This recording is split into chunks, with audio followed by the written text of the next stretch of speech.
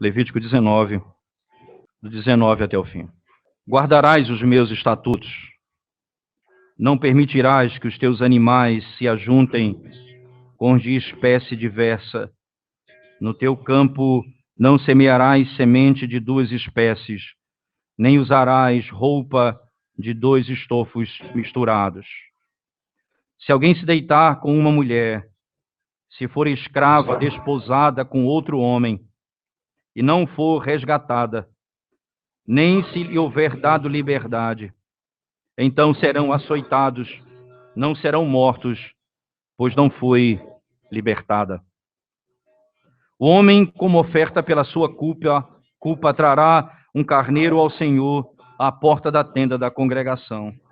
Com o carneiro da oferta pela culpa, o sacerdote fará expiação por ele perante o Senhor pelo pecado que cometeu, e ser-lhe-á perdoado o pecado que cometeu. Quando entrardes na terra e plantardes toda a sorte de árvore de comer, se vos há vedado o seu fruto, 3 anos vos será vedado, dele não se comerá. Porém, no 4º ano, todo o seu fruto será santo, será oferta de louvores ao Senhor. No 5º ano, comereis fruto dela, para que vos faça aumentar a sua produção. Eu sou o Senhor vosso Deus. Não comereis coisa alguma com sangue, não agourareis, nem adivinhareis. Não cortareis o cabelo em redondo, nem danificareis as extremidades da barba. Pelos mortos não ferireis a vossa carne, nem fareis marca nenhuma sobre vós. Eu sou o Senhor. Não contaminarás a tua filha, fazendo-a prostituir-se, para que a terra não se prostitua, nem se encha de maldade. Guardareis os meus sábados e reverenciareis o meu santuário. Eu sou o Senhor. Não vos voltareis para os necromantes, nem para os adivinhos. Não os procurareis para serdes contaminados por eles. Eu sou o Senhor, vosso Deus. Diante das cães te levantarás e honrarás a presença do ancião, e temerás o teu Deus. Eu sou o Senhor. Se o estrangeiro peregrinar na vossa terra, não o oprimireis. Como natural será entre vós o estrangeiro, que peregrina convosco, amá-los-ei como a vós mesmos, pois estrangeiros fostes na terra do Egito. Eu sou o Senhor, vosso Deus. Não cometereis injustiça no juízo, nem na vara, nem no peso, nem na medida. Balanças justas, pesos justos, efa justo e justo tereis. Eu sou o Senhor, vosso Deus, que vos tirei da terra do Egito. Guardareis todos os meus estatutos e todos os meus juízos, e os cumprireis. Eu sou o Senhor. Amém. Vamos à presença de Deus mais uma vez em oração, irmãos. Ó Deus, quando abrimos a Tua palavra e ouvimos a Tua voz, nós pedimos e suplicamos ao Senhor nessa manhã. Desvenda os nossos olhos, fala conosco, glorifica o Teu Filho, exalta o Teu nome e restaura a Tua igreja. Em nome de Jesus. Amém, Senhor Deus. Amém. Antes de nós adentrarmos o texto propriamente dito, dois aspectos eu queria mencionar antes de adentrarmos o texto. Primeiro, quando nós lemos textos como esses, irmãos, né, e que tratam de regras e leis, como devemos segui-las e como devemos obedecê-las, nós sempre somos lembrados num texto como esse, que no final de cada mandamento tem a informação, porque eu sou o Senhor. Eu sou o Senhor, vosso Deus. Lembrem-se que nós, como povo de Deus, estamos atados a Ele, de maneira que nós somos redimidos por sua graça, mas não fomos libertos no sentido de dizer, nós não temos mais nenhum compromisso em obedecer à lei do Senhor. Esse é um grande equívoco que nós cometemos. É importante lembrar, então, diante disso, de 3 aspectos da lei de Deus que são fundamentais, que são os seus usos, não é? A lei, ela tem, como se chama, 3 usos. O primeiro uso da lei é conhecido como aquilo que Calvino diz que a lei é como um espelho. Veja, nós fizemos isso quando lemos o mandamento que nos levou à oração. Aquilo que Deus exige de nós. Nós fizemos isso no início da liturgia, quando a lei de Deus foi lida. E quando ela foi lida, ela trouxe para nós a certeza de que nós temos cometido pecado e temos quebrado a lei de Deus. Calvino diz que a lei, então, é como um espelho, que ela mostra a justiça e a santidade de Deus e, ao mesmo tempo, o pecado e a iniquidade do nosso coração. Esse é o primeiro uso da lei. Certo? A lei, ela mostra a necessidade de Cristo. Ela aponta para a verdade que, no estado em que nós nos encontramos, diante da justiça de Deus e da iniquidade do nosso coração, ela aponta para a extrema necessidade do Evangelho. A lei diz, vocês precisam do Evangelho. Vocês precisam de Cristo, senão não há salvação. Esse é o primeiro uso da lei. Então, quando nós pregamos em leis como essas e princípios como esse, nós estamos olhando para aqueles que não têm ao Senhor e dizendo a eles, esse é o espelho da sua alma. Preste atenção, é isso que Deus exige de você. E se você quebra um desses mandamentos, você está condenado por toda a eternidade. É exatamente isso que a lei está dizendo. Olha, Deus é justo, Deus é perfeito. E você é pecador. Você carece da misericórdia do Senhor. Esse é o primeiro aspecto e o primeiro uso da lei. O segundo uso da lei, ela serve como freio. Isto é, tanto para o povo de Deus quanto para os gentios. Ela serve como um freio em que ela impede o homem de fazer todo o mal, todo o intento do seu coração. A lei restringe o mal na sociedade. Ela põe barreiras para que o homem não faça todo o mal que ele deseja fazer. A sociedade, ela parte para esse princípio. Independentemente de entendermos que isso é certo ou errado, por exemplo, diante do caos da violência na nossa nação, surpreendentemente, o número de delegados que foram eleitos e policiais que foram eleitos para serem deputados é absurdo. O que a sociedade está dizendo? Nós precisamos de justiça. A nossa sociedade está clamando. Nós vivemos em insegurança no nosso país. Então, Deus estabelece critérios e leis que protegem a sociedade. Infelizmente, nós sabemos que os homens tentam romper essa barreira, como aconteceu agora nos Estados Unidos, na Suprema Corte Federal, quando eles resolveram mudar o conceito de família. Eles tiraram uma proteção que Deus tinha dado. E agora, com essa porta aberta, entrou um documento recente no Supremo Tribunal Federal americano, pedindo para o reconhecimento do casamento bígamo. Como é que eles vão dizer não? Com que base eles vão negar? Porque a família já não é mais família, já não é mais um homem e uma mulher, pode ser um homem e 2 mulheres, pode ser 2 homens e uma mulher, pode ser o que for. Agora não há mais limite. Eles quebraram a barreira que Deus havia dado. E essa barreira protege, e os homens vêm batendo nessa barreira, tentando movê-la, para que cada vez mais a sociedade se torne como ela está. E o terceiro uso da lei, então vamos só relembrar, o primeiro uso da lei, ele é como espelho, que revela a justiça de Deus e o nosso pecado. O segundo uso da lei, ela revela a nossa, em aspectos gerais, ela restringe o mal no coração do homem e na sociedade. E em terceiro lugar, ela é aquilo que Calvino chama o chicote que nos faz ir adiante quando paramos. Ela nos leva à frente, ela nos leva adiante. Quando nós estamos vivendo uma vida sem princípios corretos, então a lei de Deus vem e diz, o que Deus exige de você é isso, e ela impulsiona você para frente. Esse é o papel da lei de Deus para os crentes. Ela santifica o povo de Deus. Isso fica muito claro, eu quero que você, por favor, abra sua Bíblia comigo, no Salmo de número 119. Nós cantamos esse Salmo, não é? Alguns domingos, verso 9 em diante. Perceba, Salmo 119, verso 9 em diante, diz assim a Escritura Sagrada. De que maneira poderá o homem guardar puro o seu caminho? Veja, essa é uma pergunta importante. Como é que eu posso viver uma vida de pureza e de santidade? Aí vem a resposta no verso 9. Observando segundo a tua palavra. Veja, o que o Salmo está dizendo. Ora, Se eu observar a tua palavra, é o meio pelo qual eu vou manter o meu caminho, o meu coração puro.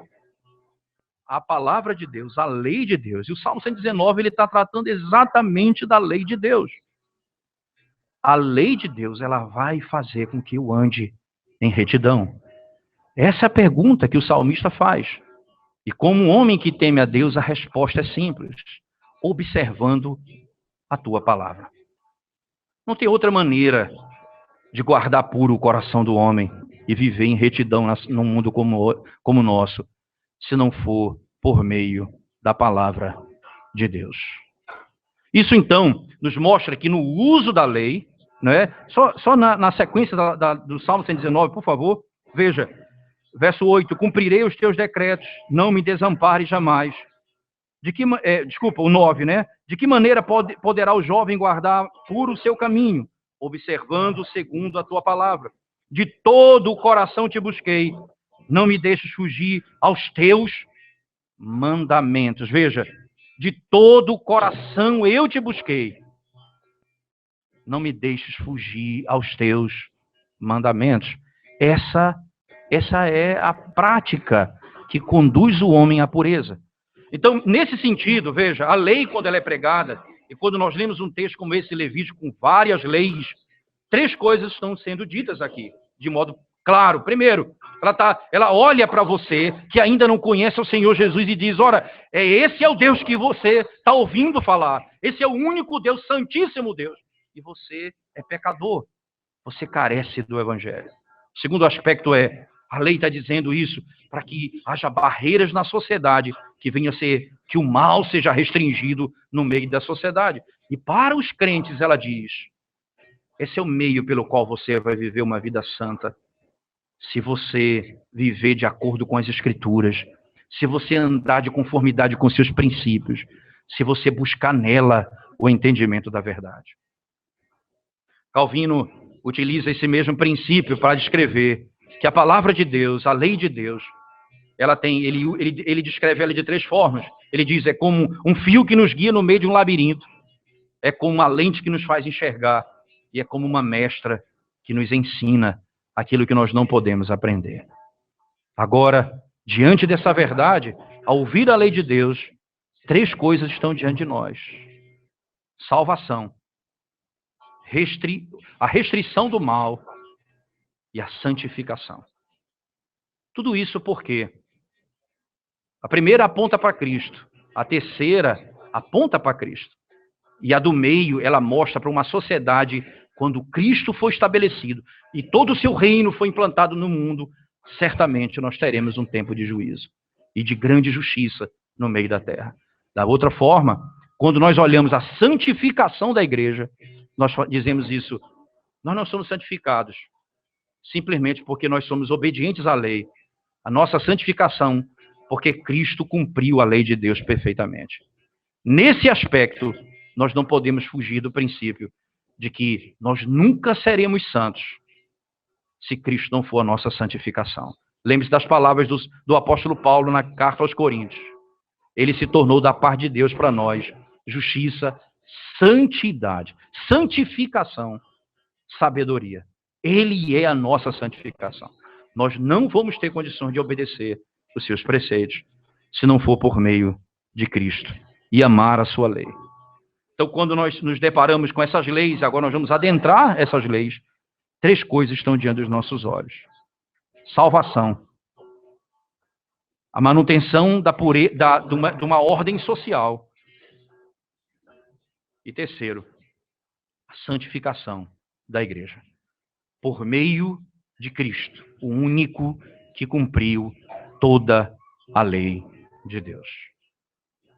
Nós não estamos voltando no caminho, não está se pregando salvação por obras, mas salvação pela graça, pelo Cristo que obedeceu toda a lei de Deus. E nele nós encontraremos força para amar, obedecer e fazer aquilo que ele ordena. Então voltemos ao texto, por favor, de Juízes. Não é? Então, nesse primeiro aspecto, não é, da lei, quando definimos esse conceito, nós podemos olhar para ela com outro olhar, certamente. Mas existe outro aspecto que está inserido no texto, não é? que está na natureza do texto. Veja, como que um homem é visto como santo. Perceba que aqui a santidade é o que está em jogo aqui. Veja, no capítulo 19, por favor, no verso 2, ele diz: fala a toda a congregação dos filhos de Israel e diz-lhes: santos sereis, porque eu, o Senhor vosso Deus, sou santo. Veja que o foco do texto é a santidade. Como nós podemos viver uma vida santa? E ele diz, então, obedecendo, amando a minha lei e os meus preceitos. Como isso se deu? Se deu quando nós fomos libertos gratuitamente por ele. Assim como ele fez em Êxodo 20. Eu sou o Senhor que te tirei da terra do Egito, da casa da servidão. E então ele passa a dar a lei. Não terás outros deuses diante de mim, não farás para ti mais de escultura. O princípio é exatamente o mesmo. Salvos pela graça, para obedecermos à lei do Senhor e amarmos os seus preceitos. E como isso se revela? Se revela nas duas tábuas, nos dois princípios. Amarás o Senhor teu Deus acima de todas as coisas e ao teu próximo como a ti mesmo. Veja, um dos aspectos da santidade que são registrados aqui com muita força são os aspectos do relacionamento. Um homem demonstra, uma mulher, um jovem, uma criança, demonstra a sua vida de santidade nos seus relacionamentos. Exatamente isso que o texto trata aqui, dos nossos relacionamentos. Seja com dinheiro, seja com o pai, seja com culto, seja com o que for. Nós vamos demonstrar que somos santos se fazemos aquilo que Deus ordena na sua palavra. E esse princípio não pode escapar. Ora, me parece que essa é uma lógica bíblica, porque Paulo faz a mesma coisa em Efésios. Quando ele diz que não devemos andar, não devemos ser cheios do álcool, andar embriagados, mas cheios do Espírito Santo. Não vos embriagueis com vinho, mas enchei-vos do Espírito Santo. E aí, o Espírito Santo de Deus, cantando, não é? Tendo comunhão, submetendo-nos uns aos outros. E aí ele descreve isso de três formas: relação marido e mulher, relação pai e filho, relação patrão e empregado. Veja, os relacionamentos, eles são exatamente a primeira manifestação de que a obra de Deus ocorreu em nós. Nós vivemos diferentes relacionamentos. Nós não vivemos mais para explorar o pobre, nós não vivemos mais para explorar aquele que Deus colocou debaixo da nossa autoridade. Nós não vivemos para enganar e para viver no engano, ganhando dinheiro desonestamente. A nossa vida vai ser transformada. E a lei de Deus entra nos mínimos detalhes desse aspecto. E é isso que nós vamos tentar abordar ainda nessa manhã. Por favor, o princípio seria a santidade em todas as áreas da vida. A santidade em todas as áreas da nossa vida. Isso vai se revelar de maneira muito clara quando nós pensamos assim, que Deus requer de nós perfeita santidade. Verso 19 ao verso 25, por favor. O texto, ele trata da seguinte tema: guardarás os meus estatutos, não permitirás que os teus animais se ajuntem com os de espécie diversa no teu campo. No teu campo não semearás semente de duas espécies, nem usarás roupa de dois estofos misturados. Se alguém se deitar com uma mulher, e se for escrava desposada com outro homem, e não for resgatada, nem se lhe houver dado liberdade, então serão açoitados, não serão mortos, pois não foi libertada. O homem, como oferta pela sua culpa, trará um carneiro ao Senhor, à porta da tenda da congregação, como um carneiro da oferta pela culpa. O sacerdote fará expiação por ele, perante o Senhor, pelo pecado que cometeu, e ser-lhe-á perdoado o pecado que cometeu. Quando entrardes na terra e plantardes toda a sorte de árvore de comer, se vos há vedado o seu fruto, 3 anos vos será vedado, dele não se comerá, porém no 4º ano todo o seu fruto será santo, será oferta de louvores ao Senhor. No 5º ano comereis fruto dela, para que vos faça aumentar a sua produção. Eu sou o Senhor, vosso Deus. Interessante, 2 coisas ela parte para nos ensinar imediatamente. Primeiro, o relacionamento com a terra. 2 aspectos. Você não vai colocar duas sementes juntas, é como se fosse, não é, híbrido, não é, alguma coisa dessa forma. Ele não é permitido isso no texto. Em segundo lugar, quando você plantar os 3 primeiros anos, você não vai comer, não vai colher. Só no quarto você vai dar ao Senhor. Veja, essa aqui não é a oferta das primícias. A primícia é quando o primeiro fruto saía, era entregue ao Senhor. Daí a linguagem bíblica neotestamentária, referindo-se a Cristo como sendo aquele que é a primícia dos que dormem, mostrando que a ressurreição de Cristo é o princípio da festa das primícias, em que o primeiro saía, o segundo vinha atrás. Nós só ressuscitaremos porque ele ressuscitou primeiro. Exatamente essa lógica paulina. Entretanto, não é essa a festa insinuada no texto. Porque, veja o texto, por favor, comigo, no verso 24. Ele diz: porém, no 4º ano, todo o seu fruto será santo, será oferta de louvores ao Senhor. Veja, será oferta de louvores, não é oferta no sentido de, como a ideia das primícias, não, em hipótese alguma, oferta de louvores. O que é isso? O que exatamente tem a ver com o texto? A ideia é simples, irmãos. Veja, 2 coisas importantes. Primeiro, quando no verso 19 ele trata acerca de não misturar sementes, ele está relatando a doutrina da criação. Cada um dará o seu fruto, cada espécie a sua espécie. Esse é o princípio da criação. Então, vocês não vão estabelecer uma outra ordem a não ser aquela criada por Deus. Cada espécie a sua espécie. Isso traz princípios importantes, como, por exemplo, não é? Na própria criação, quando Adão olha para os animais e dá nome aos animais, o texto diz que ele não encontrou nenhuma que fosse idônea, alguém que fosse idôneo ou semelhante a ele. Daí o Senhor lhe dá uma esposa que é semelhante a ele. Perceba que, nesse aspecto, ele está dizendo, daí o conceito, né? Não bestialidade, nenhum tipo de prática contrária ao princípio da pureza estabelecido por Deus na criação. Esse é um aspecto. O outro aspecto, não aponta para a negação do avanço da ciência, como, por exemplo, a ideia dos transgênicos, coisa dessa natureza aqui, muito embate sobre isso. Não é exatamente esse o ponto que está tratando aqui. Alguém pode usar esse texto para falar, veja como Deus condena essas coisas. O princípio aqui, irmãos, me parece claro à luz da Escritura Sagrada. O princípio bíblico no Novo Testamento é usado para falar em que a luz, ela não tem comunhão com as trevas. Esse é um princípio bíblico muito claro no Novo Testamento. Não pode haver associação da luz com as trevas.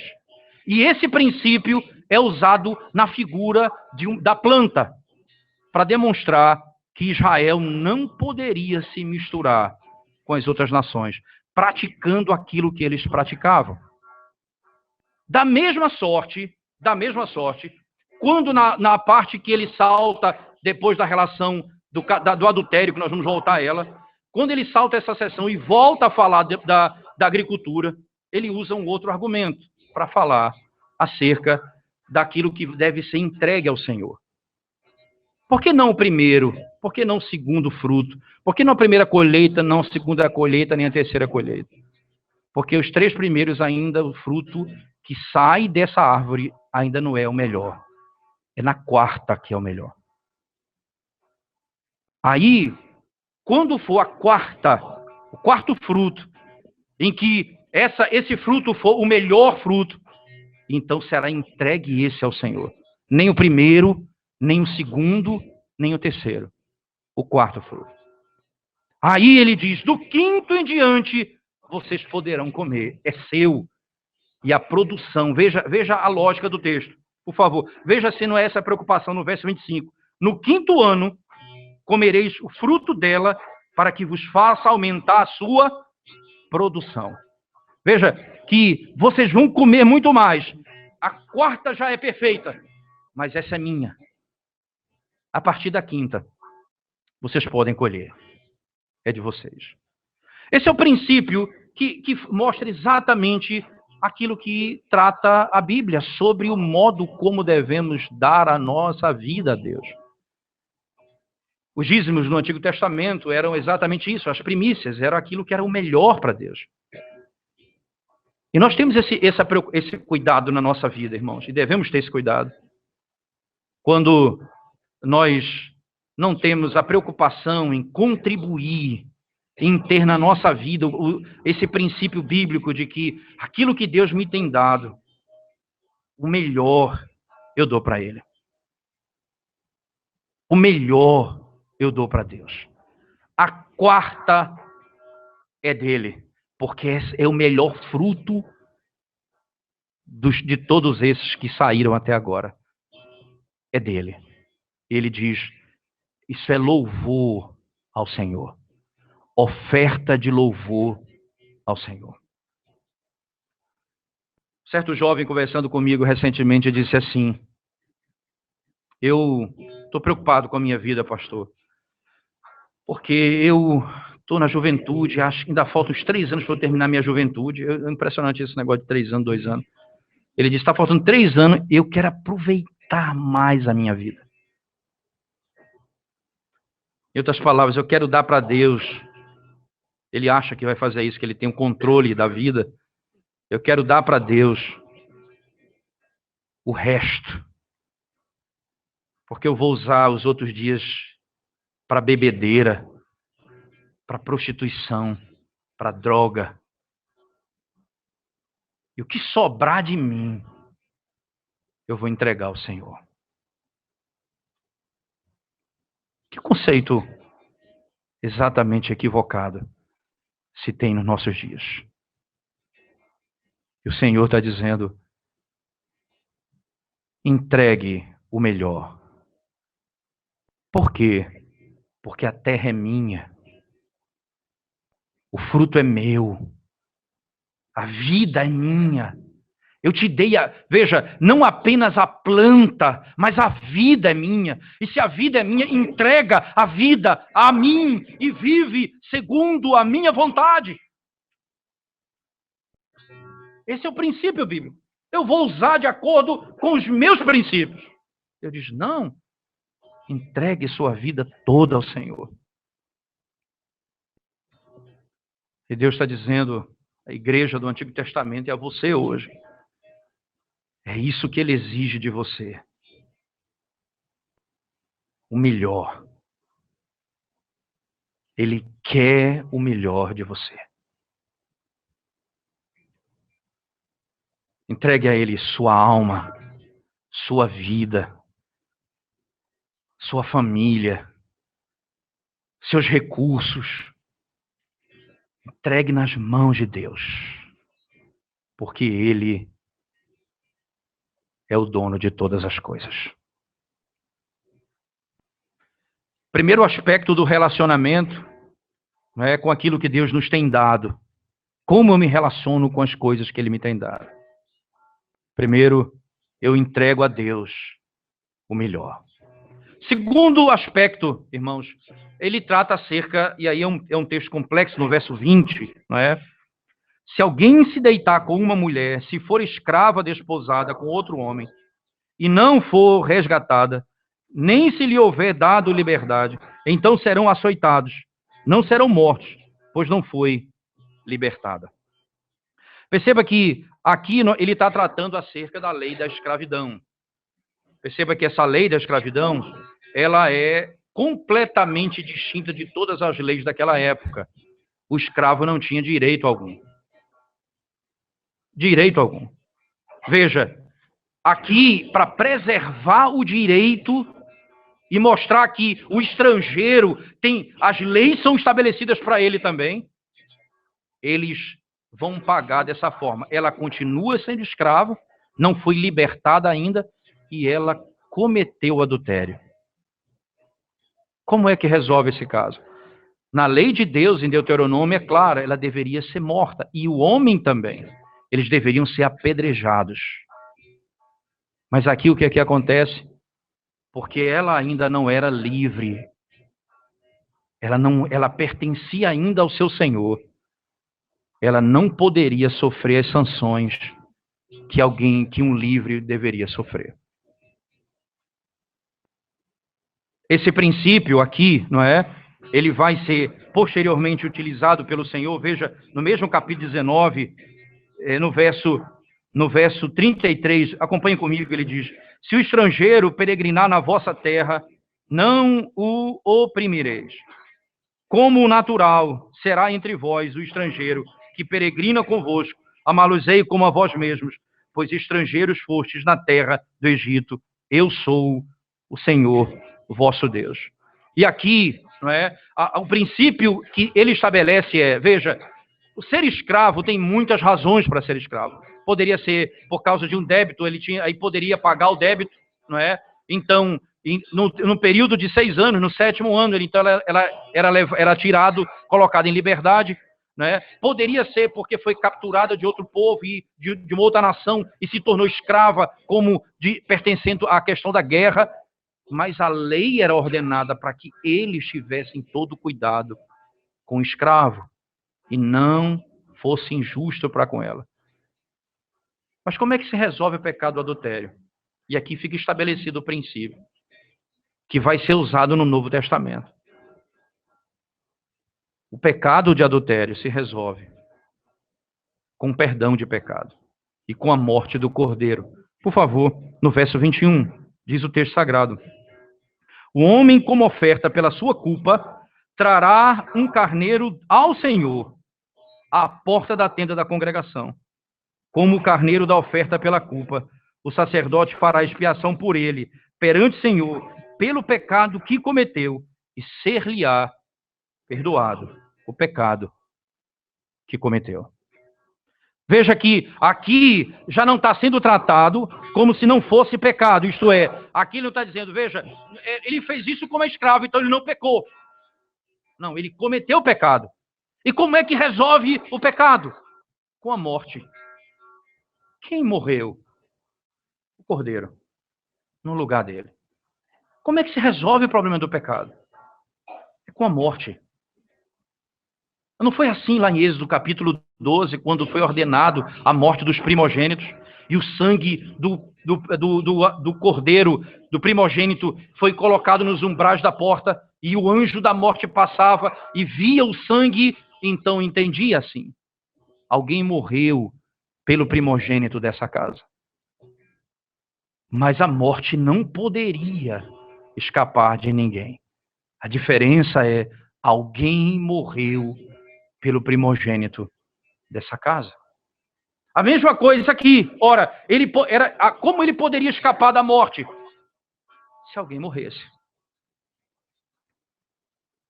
Essa é a única possibilidade que alguém tem para escapar da morte. E aqui eu vou me dirigir a você. Perceba, irmãos, que se a sua vida é exatamente uma vida de prostituição, uma vida de impureza sexual em todas as áreas da sua vida, nesse aspecto, se os seus olhos vivem, né, a perceber, a ver, a gastar tempo com coisas impuras, televisão, internet, e se sua mente vive cheia dessas coisas, a condenação daqueles que estão sem o perdão do pecado é a morte. Não há esperança, porque nós somos escravos do pecado. Nós que estamos sem Cristo somos escravos do pecado. E como é que eu sou transformado em escravo de pecado em servo da justiça? Pelo sangue do Cordeiro, que morreu pelos meus pecados, que foi imolado pelos meus pecados. Cristo deu a vida pelos meus pecados. Então eu me torno servo da justiça, não mais escravo do pecado. A lógica e o princípio bíblico estabelecido pelo Senhor é que agora nós somos livres. A solução para aquele pecado é a solução para todo pecado. O Cordeiro vai ser imolado em nosso lugar, para que haja pureza. E essa pureza, esse sangue nos purifica de todo pecado. Então, certamente, nós temos que andar em retidão diante do Senhor. Ainda, um outro princípio importante, não é? Nós podemos estabelecer a partir do versículo 26, por favor. Diz assim, verso 26, não comereis coisa alguma com sangue, não agorareis, nem adivinhareis, não cortareis, esse é especificamente o 25, né? Não comereis coisa alguma com sangue, não agorareis, nem adivinhareis.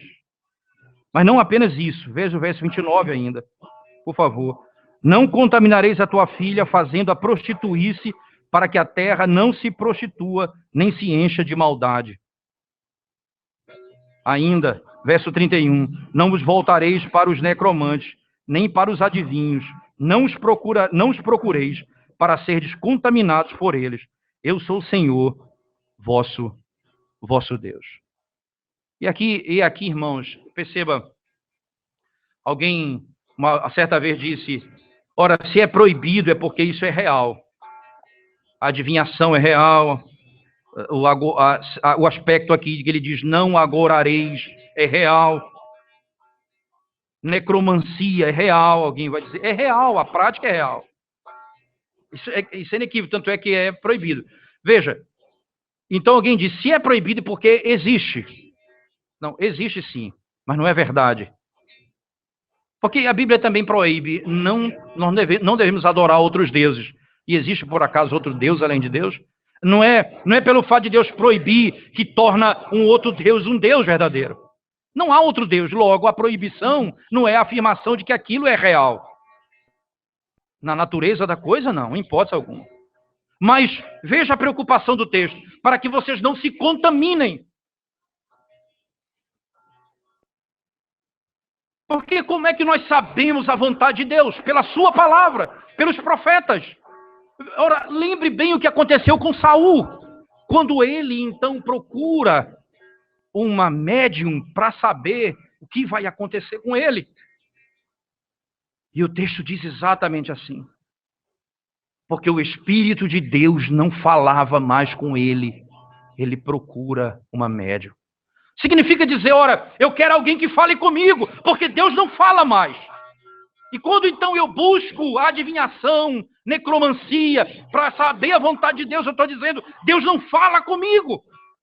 E ele fala como? Por meio da sua palavra, escrita e revelada a nós. Essa é a vontade de Deus. Era isso que ele dizia aos profetas. Era assim que ele falava ao povo. E Deus então diz, vocês não podem praticar tais coisas. Isso é iniquidade. A igreja do Senhor não pode se associar com tais coisas.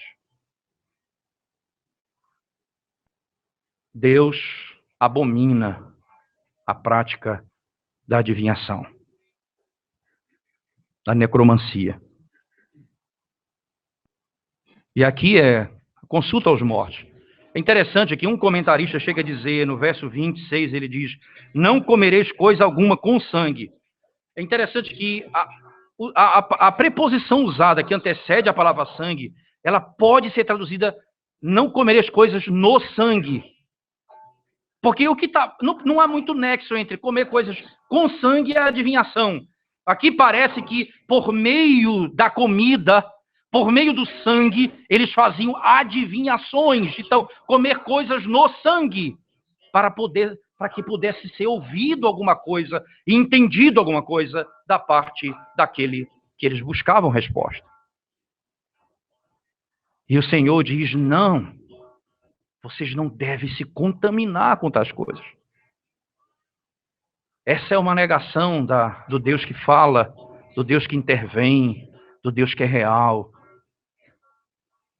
Os mortos já cumpriram e depois de mortos seguiram o juízo diante de Deus. Não há mais nada que se possa fazer. Daí, esse princípio que o Senhor estabelece, vocês são um povo santo e não deve se envolver com tais práticas. Horóscopo. Irmãos que, preocupados com o dia, vão olhar o jornal para ver o que é que o horóscopo vai falar para eles aquele dia. Alguém disse assim, o meu signo bateu perfeito. Sabe por que nós fazemos isso, irmãos? Nós somos infantis espiritualmente. Isso é pecado contra o Senhor. O meu futuro está seguro nas mãos de Deus. Eu confio nele. Eu confio nele. E eu preciso aprender a descansar nele.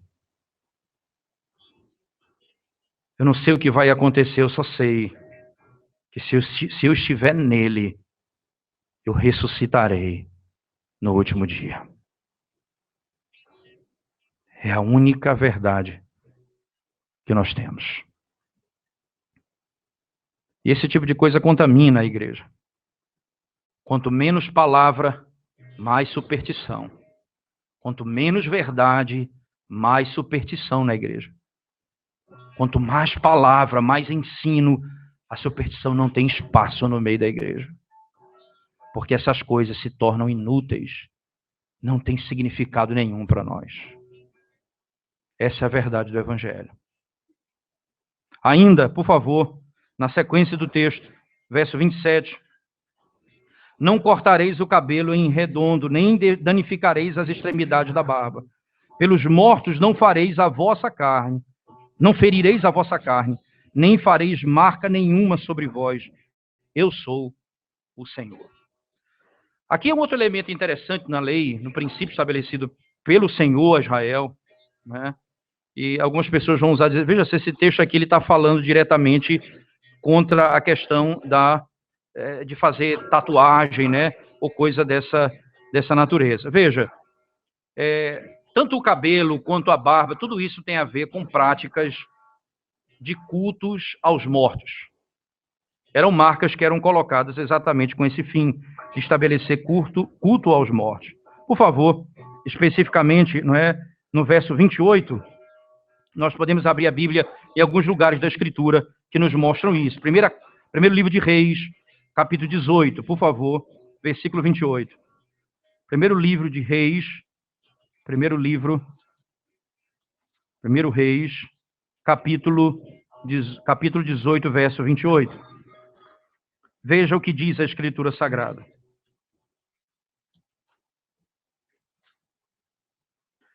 E eles clamavam em altas vozes e se retalhavam com facas e com lancetas, segundo o seu costume, até derramarem sangue. Veja aqui os profetas de Baal. Eram marcas que eram feitas com características de culto. Não é? E isso o texto está reprovando. Por favor, profeta Jeremias, capítulo 41, verso 5. Por favor, profeta Jeremias, capítulo 41, verso 5.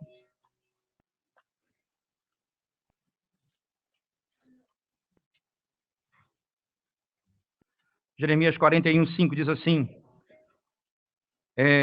Vamos ler do verso 4 a 5. Diz assim. Sucedeu no dia seguinte ao que ele matara a Gedalias sem ninguém o saber, que vieram homens de Siquém, de Siló e de Samaria, 80 homens com a barba rapada, as vestes rasgadas e o corpo retalhado, trazendo consigo oferta de manjares e incenso para levarem à casa do Senhor. Perceba que aqui é uma junção. Eles tinham as práticas associadas aos seus deuses, querendo oferecer ao Senhor associado a isso.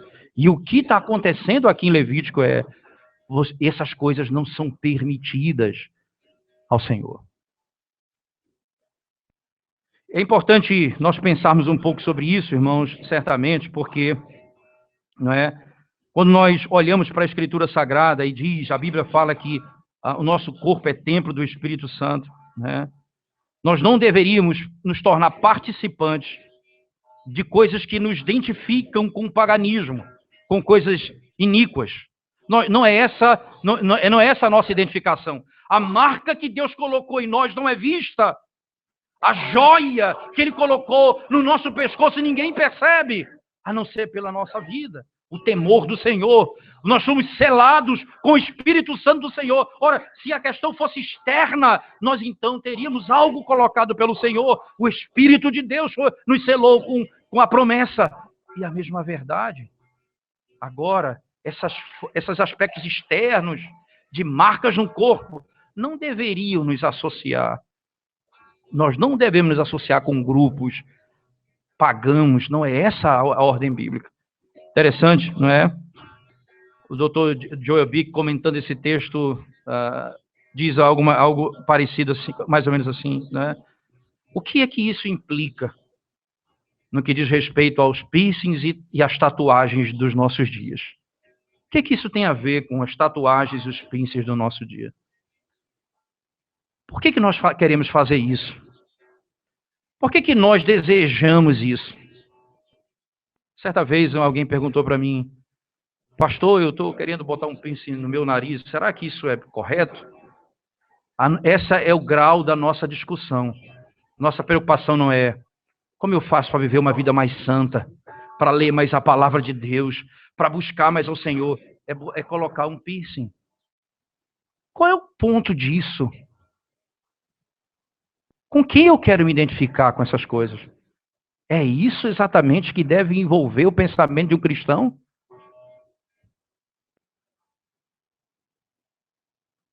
Nós não deveríamos marcar o nosso corpo com marcas que não podem sair. E que depois, quando nos arrependemos, não podemos tirar. Mas é verdade que muitos fizeram isso no tempo da ignorância, não tenho dúvida disso. Essas marcas servem apenas para lembrar quão vergonhoso era a época em que eu andava sem o Senhor. Não é um motivo de orgulho para dizer, é assim que se deve fazer. Porque são as coisas que nós fazemos no passado. Podem ser marcas externas ou marcas internas. Elas sempre servem para mostrar para a gente que nós não deveríamos ter feito aquilo que fizemos. Essas são as marcas. E o apóstolo Paulo fala de marcas que ele tinha no corpo. Ele descreve isso de maneira poderosa, dizendo que ele carrega as marcas de Cristo no seu corpo. Essa tatuagem nós queremos levar, de temer ao Senhor, de obedecer os seus princípios, de sofrer perseguição por causa do seu nome, de sofrer açoites físicos e marcas físicas no corpo por causa do Evangelho. O que é que nós queremos exatamente? O que exatamente que nós buscamos? Né? E esse princípio bíblico, ele deve nos fazer pensar exatamente no modo como nós não devemos viver. O que está escrito aqui. As marcas do apóstolo Paulo no corpo eram marcas de quem temia o Senhor. Se essa tatuagem do Evangelho você carregar no seu corpo, essa é bonita e bem-vinda. Mas não aquela que quer apenas associar você com grupos de jovens rebeldes e pagãos que não temem ao Senhor. Para que, jovem, você deseja uma tatuagem? Para parecer com seus amigos. Você deve parecer com Cristo. E os seus amigos devem desejar ver em você um padrão de comportamento e de vida. Eles não devem ser um padrão para você, mas você deve ser um padrão para eles. Esse é o princípio que a Escritura nos ensina. E esse é o caminho que a igreja deve seguir. E por último, irmãos, nesse tópico, por favor, havia planejado assim, eu tinha quase a certeza que eu não ia conseguir expor todo o texto, então eu vou parar exatamente nesse tópico, para que no próximo domingo eu continue nele, mas eu vou mais um verso e nós vamos encerrar, por favor. No capítulo 19, diz assim um texto, né? Verso 29, não contaminareis a tua filha fazendo-a prostituir-se, para que a terra não se prostitua, nem se encha de maldade. Guardareis os meus sábados e reverenciareis o meu santuário. Eu sou o Senhor. Que coisa interessante, irmãos. A associação direta com prostituição e com culto. Eles não devem prostituir suas filhas, fazendo com que elas se relacionem ou se prostituam com outros, mas eles devem guardar o sábado. Que coisa interessante a associação desse texto. Porque o que está sendo dito aqui, irmãos, e o que é claramente estabelecido no texto, é que essa profanação, ela era prostituição cultual. As filhas eram entregues. Lembra que aconteceu, por exemplo, com Tamar, não é? Que quando Judá vai passando e ela está como prostituta exatamente no santuário, e ele então se deita com ela. Homens, os pais que vendem suas filhas para isso, para prostituição. E ele diz, ora, não façam isso com suas filhas. Mas guardem o sábado, guardem o dia do Senhor. Cultuem ao Senhor, porque esse é o dia de santidade e pureza, não de contaminação e impureza. Esse foi um pecado desenvolvido em Israel, irmãos. Vocês podem observar isso, por favor, no livro de Oséias, no capítulo 4. Verso 4 a 14, por favor. Oséias, capítulo 4. Verso 4 a 14. Diz assim a palavra de Deus. Desculpa, capítulo 4, verso 14. Diz assim: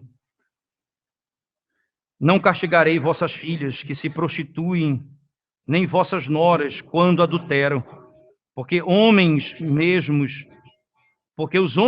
se retiraram com as meretrizes e com as prostitutas cultuais sacrificam, pois o povo que não tem entendimento corre para a sua perdição. Veja, prostitutas cultuais. Cultuais. Profeta Jeremias, no capítulo 3, verso 2, por favor. Escute a palavra de Deus, o que diz acerca dessa verdade. Jeremias, capítulo 3, verso 2.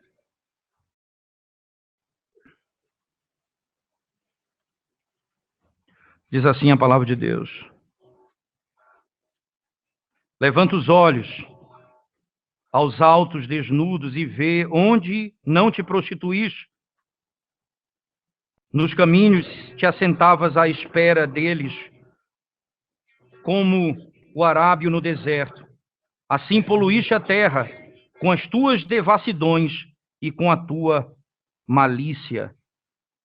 Poluíste a terra com tua devassidão e malícia. Veja que essa exatamente é aquilo que vai ser dito em Levítico. Volte comigo ao texto, por favor. Ele diz assim, verso 29, Não contaminareis a tua filha, fazendo-a prostituir-se, para que a terra não se prostitua, nem se encha de maldade. Veja, para que não haja contaminação na terra. Perceba que o pecado do povo contamina o povo e a terra. O pecado de Adão trouxe maldição sobre a terra. Daí o perdão restaura o povo e a terra. Quando lá no livro de Crônicas nós ouvimos, se o meu povo, que se chama pelo meu nome, se humilhar, orar, me buscar, confessar e se arrepender do seu pecado, eu virei, sararei o seu pecado, eu perdoarei o seu pecado e sararei a sua terra, porque a terra é contaminada pelo pecado. Preste atenção nisso, irmãos, por favor. Nós talvez não fazemos isso hoje com os nossos filhos, da maneira como está escrito aqui no texto. Mas eu preciso alertá-los quanto a uma prática pecaminosa. Uma sociedade cada vez mais erotizada. E os nossos filhos estão expostos a isso, a cada dia. Nós temos que proteger os nossos filhos dessas coisas. Do que eles veem, do que eles assistem, das conversas que eles presenciam. Como é que eles vão buscar a pureza? Guardando o dia do Senhor. Ensinando ele a se prepararem para o dia do Senhor. E junto com a sua casa, chegar na presença de Deus para adorar o puro e santo Deus. Você quer livrar a sua casa da prostituição? Ensine os seus filhos o caminho da casa de Deus, no dia do Senhor. E ensine aos seus filhos em casa acerca da santidade. O que eles assistem, vocês devem ter cuidado. As músicas que eles cantam, a impureza das músicas que eles ouvem. Não contamine os seus filhos com a imundície dessa terra. Porque nós vamos contaminar o culto ao Senhor. Ensine a sua filha a se vestir decentemente, desde cedo. Com pureza no seu vestir. Ensine os seus filhos a se vestirem com pureza.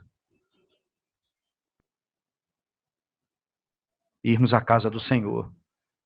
Porque o Deus que nós servimos é puro. E aqueles que servem a esse Deus se purificam também. É isso que o Senhor exige de nós. No próximo domingo, se Deus permitir, nós vamos concluir a última sessão. Mas o que nós temos hoje diante dos nossos olhos como palavra de Deus é essa lei que vocês ouviram e o que ele exige de nós é para você que não conhece ao Senhor. Essa é a santidade de Deus. E você percebeu quanto você tem pecado. Se você pecou e está sem Cristo, a lei está dizendo a você: olhe o Evangelho, corra para Cristo, porque só nele há salvação. Essa verdade ensinada e vivida pela igreja, ela vai servir de padrão para os homens. E essa lei no coração dos homens, ela vai restringir o mal. Nós queremos uma sociedade mais justa. Nós precisamos viver a lei de Deus de todo o nosso coração. Em último, para você que é filho de Deus em Cristo Jesus. Observe aquilo que você aprendeu. Nos seus relacionamentos, você vai aprender a santificar o Senhor. E você vai sendo transformado à imagem de Deus. Como pode um jovem guardar puro o seu coração? Observando toda a sua lei. Assim nós guardaremos puro o nosso coração. Vamos orar ao Senhor, irmãos. Nós te damos graças, Senhor, Deus de toda a terra, por tua palavra nessa manhã. Rogamos a tua misericórdia sobre nós. Pedimos a tua graça sobre nós. Que a tua lei não fique apenas nos nossos ouvidos e na nossa percepção externa, mas ela penetre a nossa alma. Pelo teu Espírito nós clamamos isso. Revela-te, Senhor Deus, salvificamente àqueles que não te conhecem. Porque isso é que o Senhor exige dos homens. Eles carecem de Cristo urgentemente. Santifica a tua igreja na verdade. Em nome de Jesus nós oramos. Amém.